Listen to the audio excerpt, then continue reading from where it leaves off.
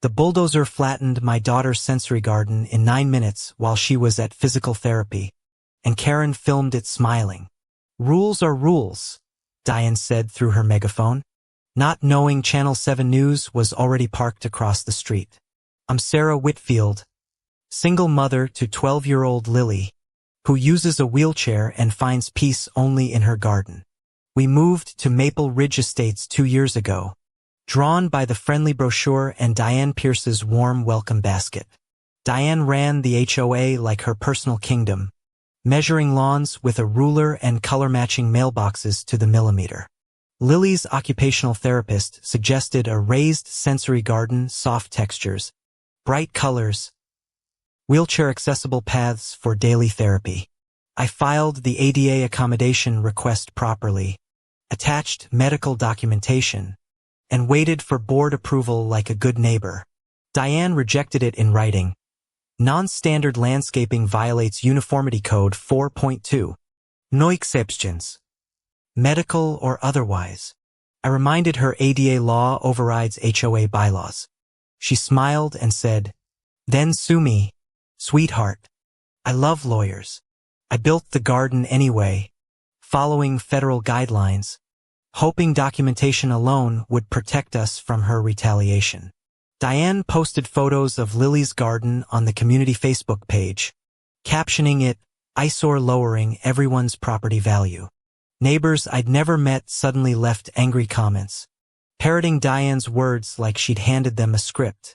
The first fine arrived within a week, $200 for unauthorized structural modification to front yard. I appealed with Lily's therapist's letter attached. Diane's assistant, Renee, quietly told me appeals rarely got read. A second fine followed, then a third, stacking faster than I could organize the growing folder of paperwork. Diane started patrolling personally, photographing the garden every morning like she was building a legal case file. She cornered me at the mailbox. "This isn't personal, Sarah. It's about standards.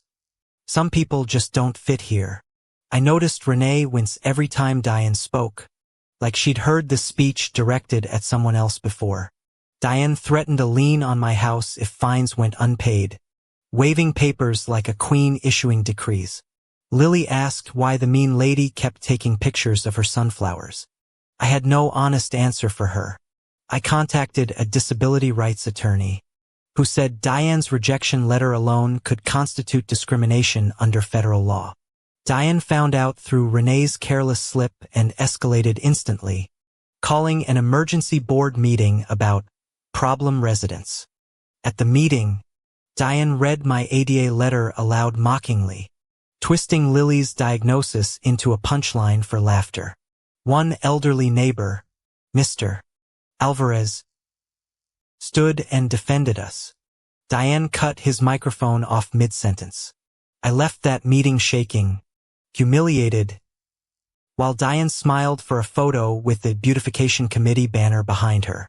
That night I found an anonymous email, a scanned document proving Diane's own son had an unpermitted basketball hoop.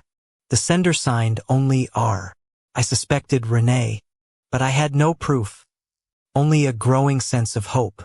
I filed a formal complaint using the basketball hoop evidence, exposing Diane's selective enforcement of her precious rules. Diane denied everything publicly, claiming the hoop had special committee approval nobody could locate in any records. For 2 weeks, nothing happened. No fines. No photos. No letters. I almost let myself believe it was over. Lily's garden bloomed fully that spring. Marigolds, lavender, textured stones warm beneath her fingers during therapy sessions. A local reporter named Grace Kim messaged me, researching HOA overreach stories after a viral neighborhood complaint thread.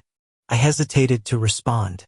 Diane had eyes everywhere, and I feared retaliation worse than fines this time. The quiet shattered when a certified letter demanded I remove the garden within 72 hours or face legal lien. I called the attorney again. He said Diane was moving fast because someone was investigating her, and she knew it. Diane held an emergency vote, packing the room with allies, passing a rule specifically banning non-turf yard features.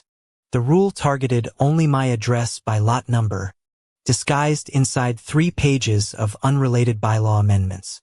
Renee finally messaged me directly. I have the recordings. I can't stay silent anymore. She's done this before. Renee sent audio of Diane joking about getting rid of the wheelchair ramp people months before we'd even moved in. I forwarded everything to Grace Kim, who confirmed Channel 7 wanted to run the story that same week. Diane, unaware, scheduled a community beautification day to publicly demolish my code-violating eyesore for social media clout. She invited board members, local press for positive coverage, and even a bulldozer crew, proud and unsuspecting. I begged her to postpone, citing the pending investigation. Diane laughed. Investigate away.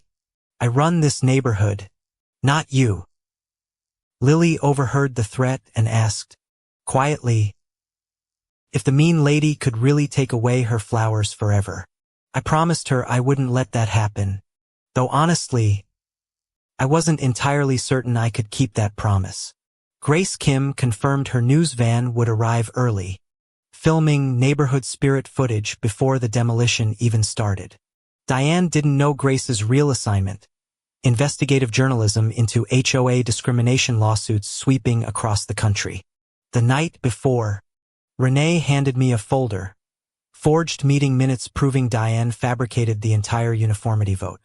I barely slept, replaying Lily's laughter in that garden, terrified it would be gone by tomorrow afternoon. Morning came fast. Trucks rolled in early. Diane arrived in heels, clipboard ready, absolutely convinced she'd already won. Neighbors gathered on their lawns, phones out, sensing something bigger than a simple landscaping dispute was unfolding today. Diane grabbed her megaphone, announcing the demolition as restoring community standards we all deserve and respect. I stood beside Lily's wheelchair at the garden's edge, holding Renee's folder tight against my chest. The bulldozer engine roared to life. Diane raised her hand, signaling the driver toward my daughter's flowers. A white van with a satellite dish quietly pulled up behind the crowd, unnoticed by Diane's triumphant smile. Grace Kim stepped out, microphone ready, camera already rolling, capturing Diane's gleeful countdown for the demolition footage. 3, 2, Diane shouted, before Mr. Alvarez yelled, "Wait!